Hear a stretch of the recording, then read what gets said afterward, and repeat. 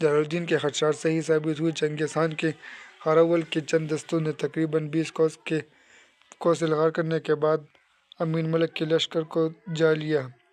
امین الملک نے یہ سمجھ کر کہ ان کی تعداد بہت تھوڑی ہے اور پیچھے جلال الدین کے حملوں کے باعث چنگیز خان اتنی بڑی فوج کے ساتھ نہایت معمولی رفتار سے پیش قدمی کر رہا ہوگا، فوج کو ٹھہرنے کا حکم دے کر ان پر حملہ کرنا چاہا، لیکن تیمور ملک نے اس ارادے کی مخالفت کی اور اسے سمجھایا کہ ہراول کو اس قدر تیزی سے آگے جانے سے چنگیز خان کا مقصد اس کے سوا کچھ نہیں ہو سکتا۔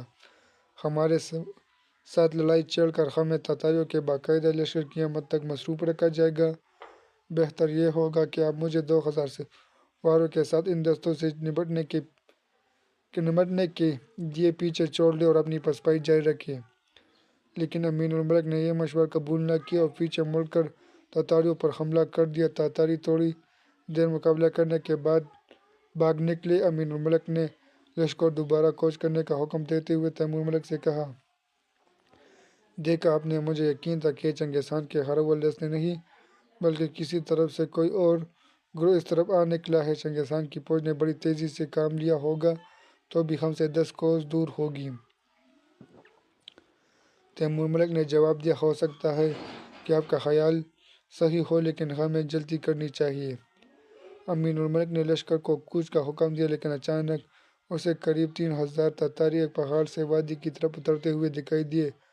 اس دفعہ تیمور ملک نے اسے سختی سے روکنے کی کوشش کی، لیکن جس قدر تیمور ملک کے شکوک پختہ ہو چکے تھے، اسی قدر امین الملک کا یہ یقین پختہ ہو چکا تھا کہ مختصر سی فوج کسی اور طرف سے آ نکلی ہے اور اس کا چنگیز خان کی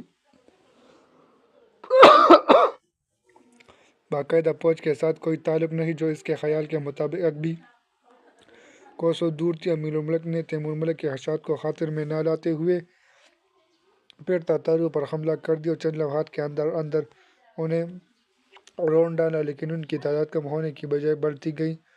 پہاڑیوں سے ان کے نئے دستے جوک در جوک اتر کر وادی میں داخل ہونے لگے۔ تقریباً ایک پہر لڑنے کے بعد امین الملک نے دیکھا کہ دشمن کی صفوں میں 10-12 ہزار سپاہی جمع ہو چکے ہیں اور اس نے پریشان ہو کر تیمور ملک سے سوال کیا، اب ہمیں کیا کرنا چاہیے؟ تیمور ملک نے غصے سے اپنے ہونٹ کاٹتے ہوئے کہا، اب ہم کر ہی کیا سکتے ہیں؟ چنگیز خان کے ہراول کی تمام افواج اس وادی کے ارد گرد جمع ہو چکی ہیں۔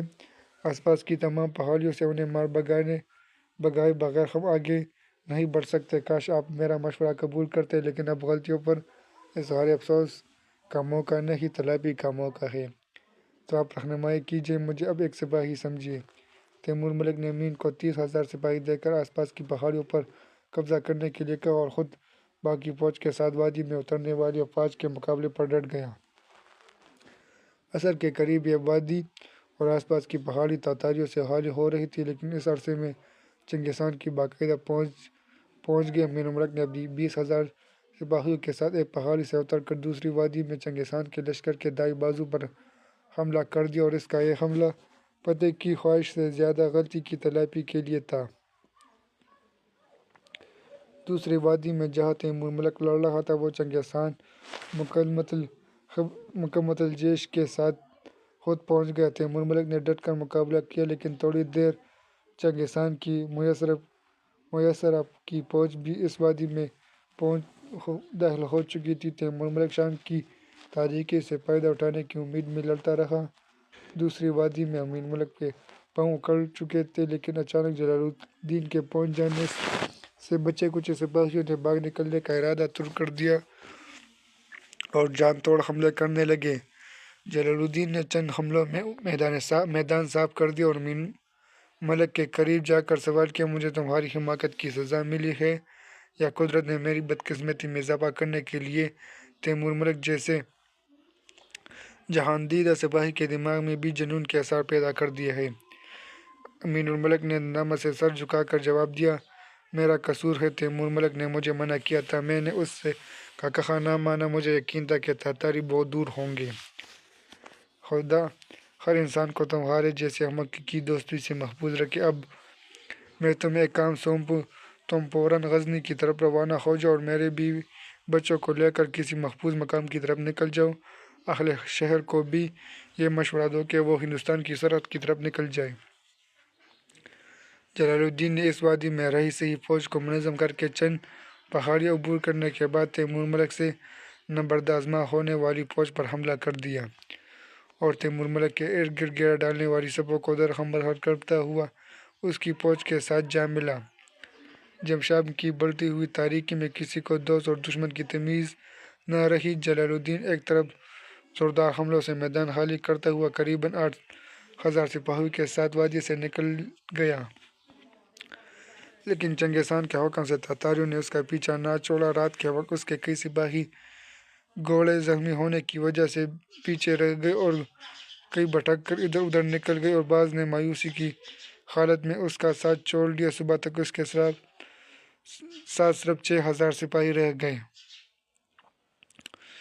طاہر کے ساتھیوں میں سے اکثر شہید ہو چکے تھے۔ عبدالعزیز اور موسیٰ کو اس نے اپنی آنکھوں کے سامنے میدان میں گرتے دیکھا تھا۔ چند دن تک تاتاری سائے کی طرح جلال الدین کے پیچھے لگے رہے، یہاں تک کہ وہ لڑتے بلٹے دریا سندھ کے کنارے جا نکلا۔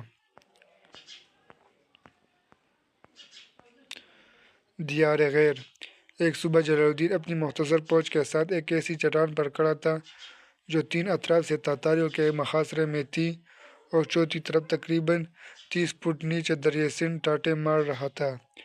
چنگیز خان کا حکم تھا کہ جلال الدین کو ہر قیمت پر زندہ گرفتار کیا جائے۔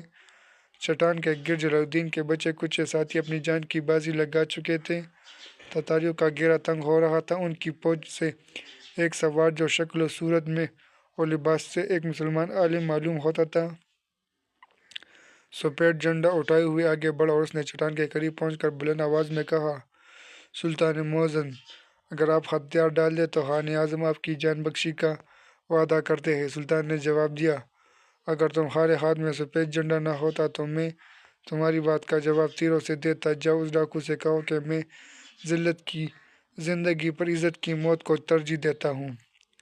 طاہر نے چنگیز خان کے الجی کو ایک ہی نگاہ میں پہچان لیا، یہ محلب بن داؤد تھا۔ چنگیز خان نے چند دوستوں کو حملے کا حکم دیا۔ جلال الدین کے سپاہیوں کے تیروں اور پتھروں کی بارش سے چٹان کے نیچے تاتاریوں کی لاشوں کے ڈھیر لگ گئے۔ چنگیز خان نے یہ دیکھ کر زیادہ سپاہی بھیج دیے۔ جلال الدین کے سپاہی ایک ایک کر کے کٹنے لگے۔ وہ پیچھے ہٹتے ہٹتے چٹان کے آخری سرے تک جا پہنچا۔ سلطان نے تیمور ملک سے کہا، تیمور، قدرت نے ہمیں آگ اور پانی میں سے ایک شے منتخب کرنے پر مجبور کر دیا ہے، تمہاری رائے کیا ہے؟ تیمور ملک نے جواب دیا، مجھے یقین ہے کہ پانی کی لہریں آگ کے شعلوں کی طرح بے رحم ثابت نہیں ہوگی۔ بہت اچھا، میں رہنمائی کرتا ہوں، تم سپاہیوں کو تیار ہونے کا حکم دو۔ سلطان نے باری زرعت اتار کر پھینک دی، گھوڑے کو آگے بڑھایا اور ایک لمحہ خوفناک لہروں کو دیکھنے کے بعد ایڑی لگا دی۔ تیمور ملک نے چند آدمیوں کے سوا باقی سپاہیوں کو دریا میں کودنے کا حکم دیا۔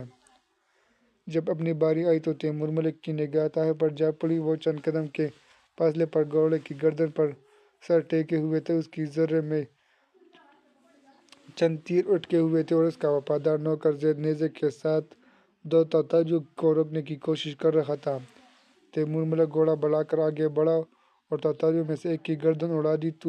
دوسرے تاتاری کو زید گرا چکا تھا۔ اتنی دیر میں چند اور تاتاری پہنچ گئے۔ تیمور ملک نے طاہر کو کھینچ کر اپنے گھوڑے پر ڈالتے ہوئے زید اور باقی سپاہیوں کو دریا میں کودنے کا حکم دیا اور خود بھی اپنے گھوڑے کو چٹان کے سرے پر لے جا کر ایڑی لگا دی۔